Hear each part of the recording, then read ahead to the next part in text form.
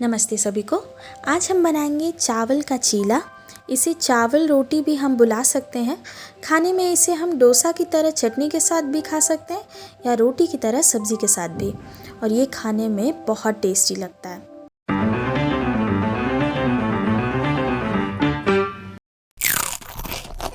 इसके लिए मैंने 2 कप चावल भिगो दिया था रात में। इसे इतना सॉफ्ट करना है कि ये आसानी से टूट जाए। अब इसे मिक्सर में पीस लीजिए। इस समय पे आप इसमें थोड़ा नमक भी ऐड कर दें, ये ज़्यादा टेस्टी लगता है। इसके बाद भी इसे आप एटलीस्ट 6 घंटे के लिए छोड़ दें। 6 घंटे बाद ये बनने के लिए रेडी है। इसके लिए तवे पे थोड़ा सा तेल लगाएं। आप इसे कटे हुए प्याज की मदद से भी फैला सकते हैं। मैंने ऐसे चम्मच से किया है। अब ये बैटर 6 घंटे में और गाढ़ा हो जाता है। इसमें और पानी की ज़रूरत थी जो मैंने नहीं मिलाया, तो ये ऐसे स्प्रेड होने में दिक्कत किया, पर सही से बन गया था। इसलिए आपकी बैटर की कंसिस्टेंसी हमेशा रनी होनी चाहिए।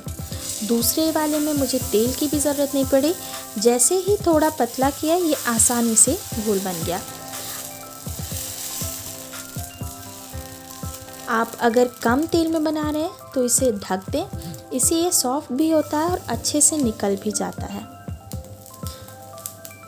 जब आप ऐसे कोई चीला या डोसा बना रहे हों, इसे कोने से ऐसे धीरे धीरे करके निकालें। थोड़ा टाइम लेता है पर टूटता नहीं है।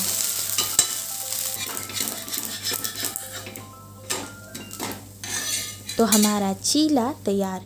मैंने इसे मूंगफली की चटनी के साथ खाया है। रेसिपी दी हुई है, आप इसे चेक कर सकते हैं।